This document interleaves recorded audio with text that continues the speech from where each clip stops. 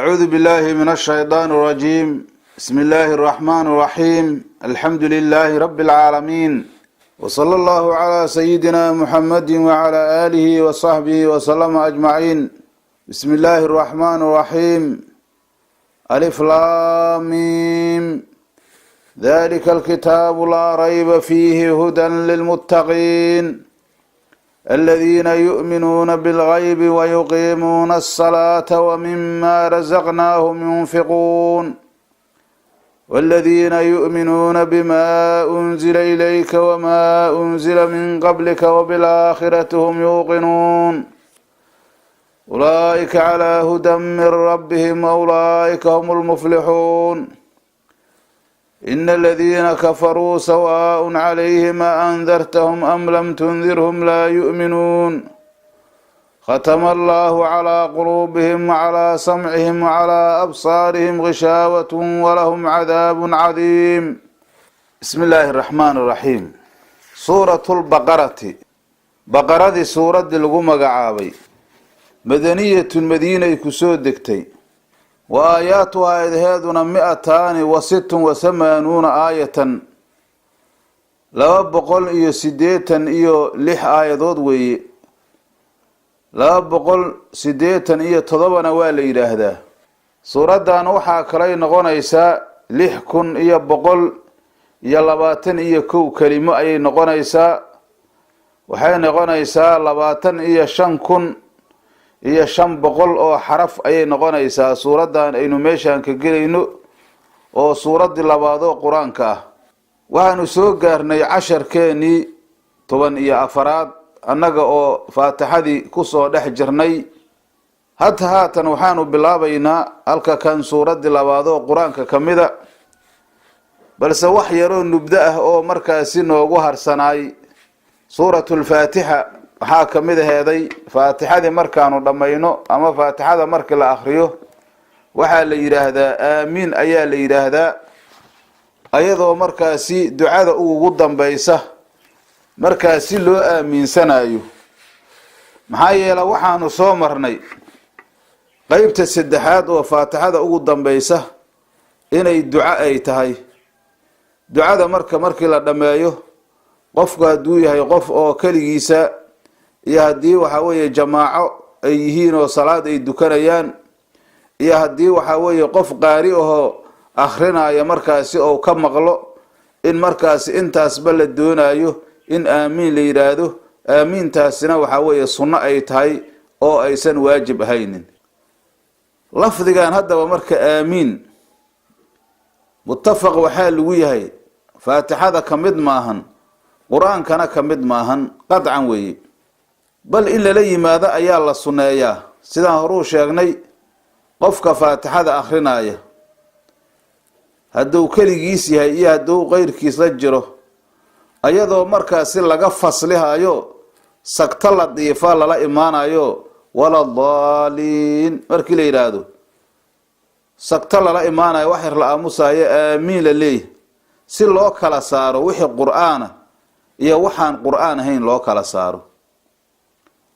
sagtooyinka meesha salaada la yimaado sagtaatu salaati 6 culimadii fuqahada ahaydayba waa ay ka shaqeeyeen. safiinada ayaa markaas ay ku taalaho safiinatu salaada loo bilaabo dadka kow fiqiga looga bilaabo ayaa laga helayaa.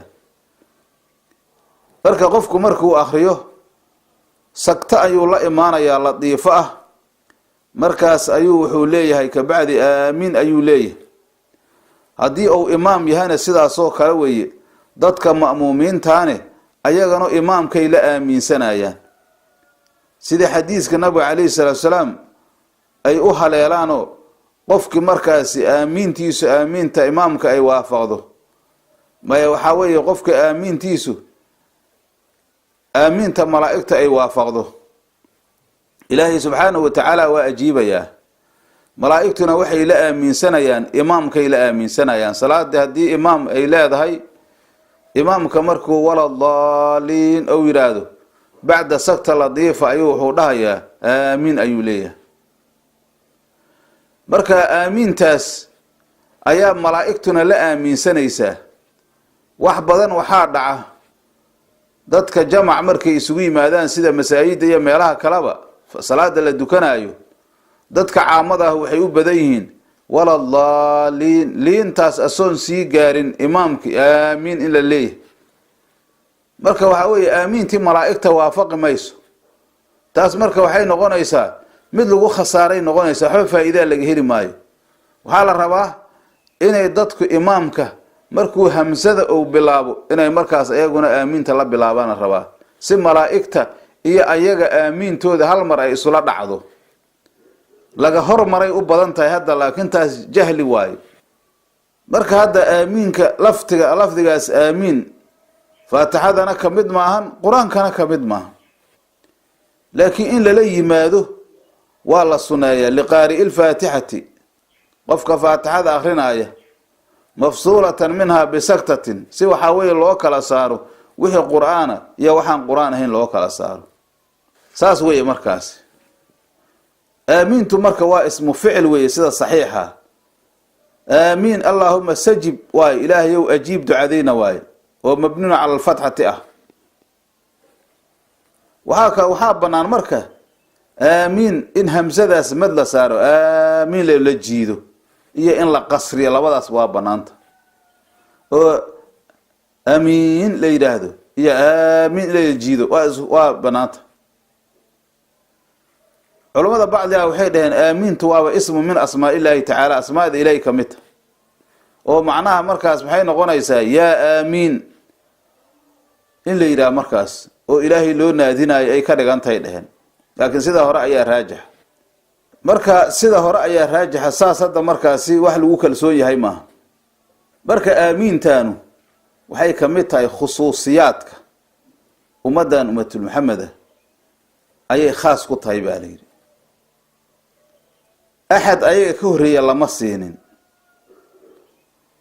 siinin ilaa maa kaana min muusa wa haaruun ayaa la yidhaahdaa nabi muuse iyo haaruun wixii ka ahaada mooye xayla xadiis ayaa soo arooray ah in allaha acdaa ummatii halaasan ilaahay ummadayda 3 ayuu siiyey lam tucda axadan qablahum axad ayaga ka horreeya aan la siinin waa assalaamta oo taxiyatu ahliljanna filjanna ah iyo sufuufu lmalaa'ika malaa'igta sufuufteeda iyo aamiinta weeye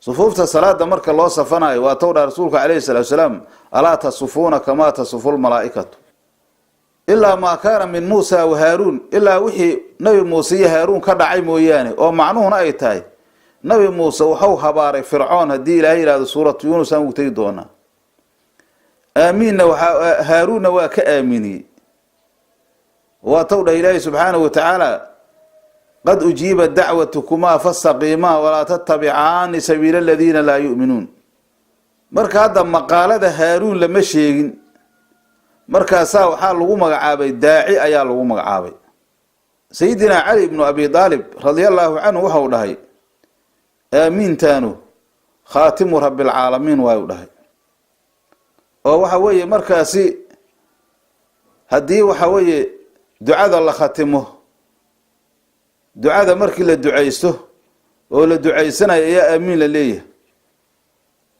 marka waxa weeye ilaahay subxaanahu watacaala ayaa addoomankiisa ducadooda ku khatimay ama waxa weeye faatixada ayaa lagu khatimayaa faatixada hadda qeybta ugu dambaysa ducay ahaaday waxa aamiintan keenane waxa weeye ducadaas ayaa la aaminsanayaa asar waxaa soo aroora aamiintaanu waa shaabadoo kale oo haddii masalanba warqad la qoraayo warqadaas waxaa weeye shaabadaa la saaraa marka haddii la ducaysto ducadaas markaasi waxaa weeye shaabadeedii ayay noqonaysaa oo markaasi qurxinaysay asar kale waxaa soo aroortay aamiintaanu waa darajo oo jannada dhexdeeda ah sayidina abubakara waxau dhahay waa xaraf oo marka qofka qaari ah oo akhriya oo aamiin yidhaahdo loogu qoraayo darajo oo jannada ah dhinka ahlu siirada oo la yidhaahdo wahab ibnu munabbih waxau dhahay aamiintu waa 4 xaraf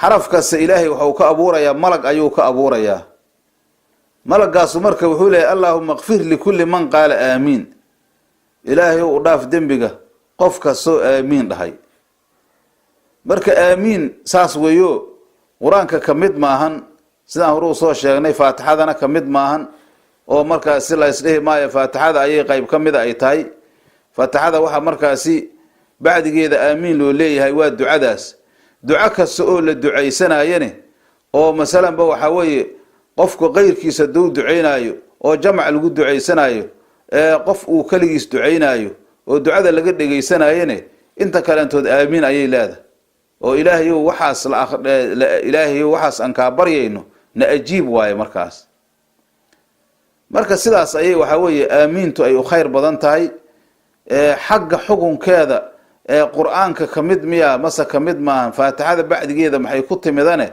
waxa weeye sidaas ay noqonaysaa waxa hadda markaasi aanu ka soo tagnay maaratay taawudka oo markaasi qabla alqiraa'ah faatixada intaan la akhrin in la leeyahay a'uudu billahi minash shaytaanir rajiim laakiin haddii ilaahay yiraahdo waxaan ugu tagi doonaa insha Allah ta'ala suuratu nahl ayaan ugu tagi doonaa meeshaas ayaanu ku bayaani doonaa hadda waxa weeye waxaanu bilaabaynaa suuradii labaad oo quraanka kamida ayaanu bilaabaynaa suuratul baqara ayaa markaasi aanu bilaabaynaa oo markaasi 10 keenan oo 14 oo ka bilaabanaya suuratul baqara ayuu ka bilaabanaya suuratul baqara ayaanu meeshan ka gelaynaa waa suurad oo markaasi suuradihii ugu horeeyay ama suuradii ugu horeysa saan hore soo marnay oo madaniyeed ayay suuradaanu ahayd waa suuradii labaad oo markaasi quraanka kamida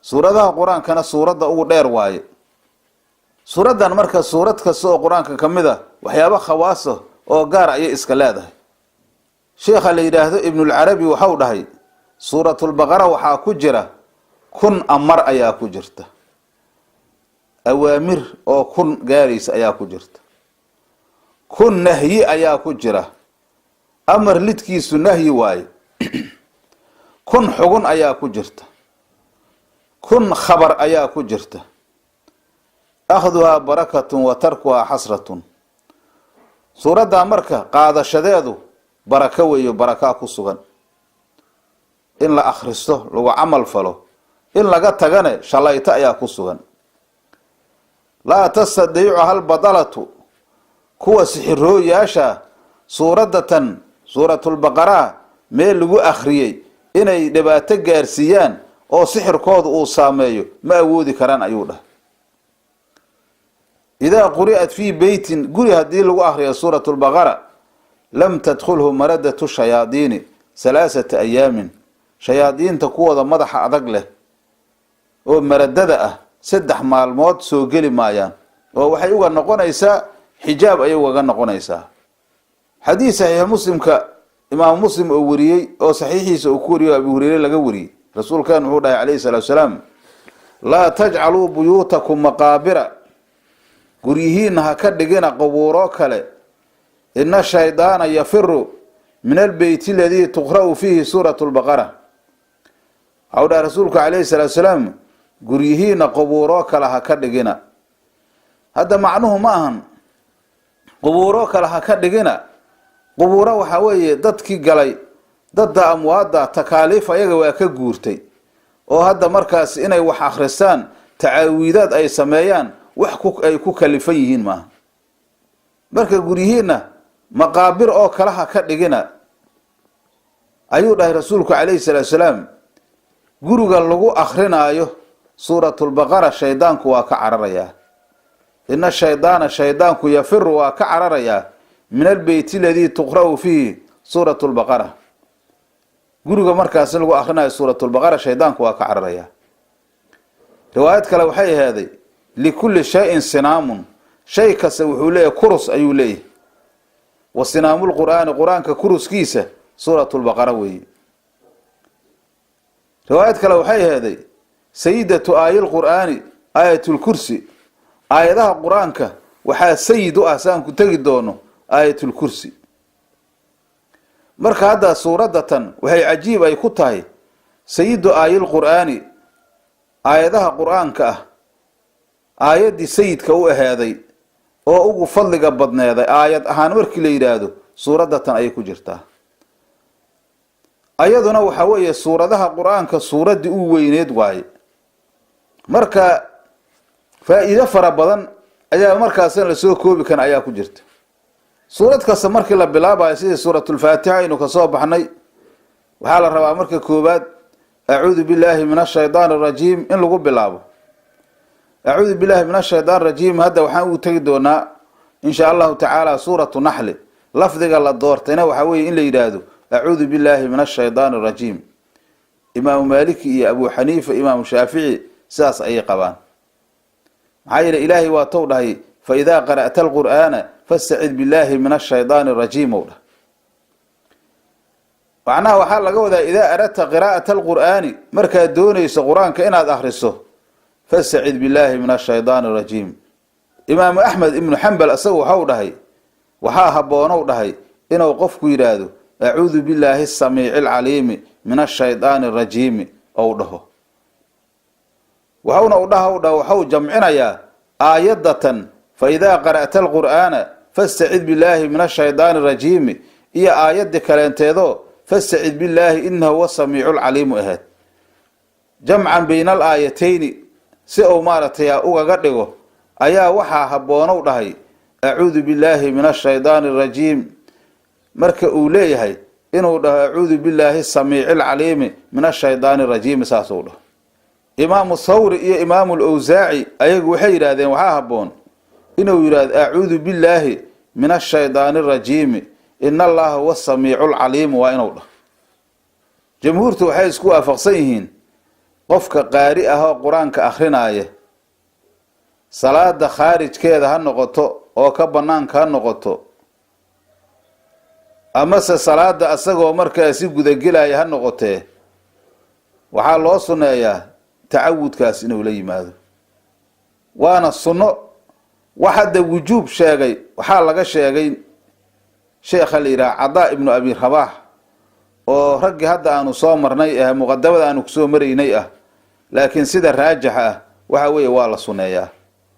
imaam Nakhci imaamka la yiraahdo waa uu dhahay بعد القراءة لا إماها أعوذ بالله من الشيطان الرجيم أول كقرآن كالأخراء لا إمامايه قراءة مركي لما تكبعدي أيا لا إمانيا ساس وحاقب داود ظاهري إيو لبا رواية دو ابن السيرين أولية متك مدى أيا ساس قبته أعوذ بالله نوى حواي ألتجئ إلى الله إلهي يان مغنقليا وأتحسن به الله أيان كل ورسانيا وحيابها أنك عبسانايو شيطان وحواي أساق أسل كيسو من شدنا أيو كيمدي معناها بعودة وي عن الرحمة شيطانك وحواي إلهي نحريسيسو كفوغي علماء بعض الوضوحير من شادة أيا لغا سوقاتو بمعنى احترق أهواء قبتيئة إلا إن شيطان وحواي واقبانيا شيطان نسيدي سبا وحال إلى اسم لكل عات من الإنس والجن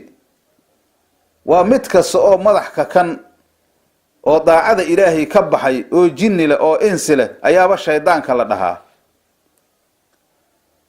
من الشيطان الرجيم رجيم تان وحواي فعيل أو بمعنى فاعل وي وراجم بالوسوسة والشر ضدك قلبي جودة أيوه أو كو جراعيا وسواس يا شر أيوه كو جراعيا رجيم تان بمعنى مفعول نوانا ذكرته مرجوم وايو شياطين توات وحوي شهوبتاس لغو جراعيو مركي مغلك إني صوت دمعان أي مغلك إني صوت ضفان أي دمعان وي أما سواء مدرود عن الرحمة نحريس إلهي إياه لقبوري إياه خيراتك أيا مركا أسال لقدر دي مركا هذا حكمة استعادته وتظهير القلب من كل شيء يشغل عن الله تعالى قلبك إن لقد ظهرا للدنيا شيء كسته وإلهي سبحانه وتعالى ضاعديس كمشغولين آيه معايا لا أدونكم مركو إلهي سبحانه وتعالى ومجنقله وحو نقنيا قف قري قف وحو نقنيا قف قري مارة يا إلهي سبحانه وتعالى إنه أباهن يهي قف قري أيو نقنيا قف الله سبحانه وتعالى إنه أباهن يهي أو رب العزة سبحانه وتعالى إنه أباهن يهي قف قري أيو نقنيا عيل شيطانك asagoo awood uma laha inuu markaasi uu iska celiyo. markaasi wuxuu noqonayaa qof muqir ah oo qirtay in markaasi waxa weeye shaydaanka inuu iska celiyo. qof markaasi waxa weeye qirtow noqonayaa. qof shaydaanka waxa weeye in ilaahay subxaanahu wa tacaala uu ka celiyo qirtay oo caajis inuu caajis yahay oo lucfi uu qabo qirtay ayuu noqonayaa. waxau noqonayaa markaasi qof qirtay inuu caajis yahay inuu daciif yahay haddana ictiraafay awoodda subxaanahu wa tacaala uu leeyahay allana inuu qani oo qaadira uu yahay awooddaas qirtay oo madaraadka waxyaabaha dhibkaa ilaahay inuu ka daafaco markaasi qirtay. shaydaankuna inuu cadow iska cad uu yahay qirtay ayuu noqonayaa. markaasna waxa weeye wuxuu ka gelayaa haddii waxa weeye acuudu billaahi min ashaydaani rajiim uu yidhaahdo oo ilaahay uu ka magan galo wuxuu ka gelaya xisni xasiina. xisni xasiina ayaa markaas ayuu ka gelayaa. bismi illaahi araxmaan araxiim. alif laam miim allahu aclamu bimuraadihi bidalika. alifkaas iyo laamkaas iyo miimkaas muraadka loola jeedo ilaahay subxaanahu wa tacaala ayaa ku cilmi leh. muraadka loola jeedo allah subxaanahu wa tacaala ayaa ku cilmi leh. sidaas ayaa markaasaa la leeyahay. waa yahay marka hadda alif laam miim ayaa suuradda tan lagu bilaabay. xuruufta oo markaasi munazalada ah oo ilaahay xaggiisa ka soo degtay oo suuradaha awaa'ilkooda ku jirta waxay gaaraysaa 14 xarafay gaaraysaa. 14 xaraf xuruufta xuruufulhijaa'iga nuskooda weeye 28 waaye. marka 14 waxay gaaraysaa markaasi xuruufulhijaa'iga nuskooday gaaraysaa. waxayna ku qaybsan tahay oo ay ku kala tagsan tahay 29 suuradood ayay ku kala tagsan tahay. inta marka alifta lagu bilaabo sida hadda suuradan suuratulbaqara oo alif laam miim aan leenahay oo alif iyo laam inta lagu bilaabaan dhihi lahay waxay gaarayaan 13 suuradood waaye. inta xa'da lagu bilaabo iyo miimka sida xaamiim 7 gaarayaan. 7 xaamiimaa la yiraahdo. daa intii lagu bilaabo waxay gaarayaan 4 gaarayaan. kaafta inta lagu bilaabo waa hal kaliya kaafa ya ayn saad aan ku tagi doonaa. baada inta lagu bilaabo waxa weeye hal xabo waaye. saad inta lagu bilaabo hal xabo weeye. qaaf inta lagu bilaabo hal xabo weeye. nuun inta lagu bilaabo hal xabo weeye. xuruuftan markaasi bacdi kamida waa uxaadi sida hadda nuun iyo qaaf oo kaleentood. qaar sunaa'i waaye oo 2 xabo weeye. qaar sulaasi waaye waa 3. qaar rubaaci waaye oo waa 4. qaar khumaasi waaye oo waa 5. intaasna kama siyaasana. inta ugu badan waxa weeye 5 ay gaarayaan sida kaaf ya ayn saad waxa waaye khumaasi waaye. khumaasigaas u badan wax sudaasi la yiraahdo kuma jiraan. marka hadda xuruuftaana waxa salafu saalix ay ku dhaafeen in sidaas la yiraahdo oo macnahooda ilaahay subxaanahu wa tacaala loo bandhigo. sidaas ayaana aslam ah. maxaa yeelay shay luqada carbeed lagu yaqaanana ma ahayn. shay iyagoo sidaasana rasuulku calayhi salaatu wasalaam oo fasiray ee fasirkiisa laga ogaaday ma ahan. waxay kamid yihiin markaasi mutashaabiha ayay kamid yihiin.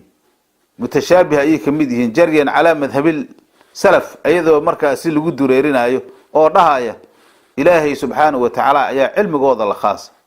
saas marka haddii qowlkaas la qabto falaa maxalla laha min al-i'raab. i'raabta maxal kuma laha. saasaa markaasaa la leeyahay.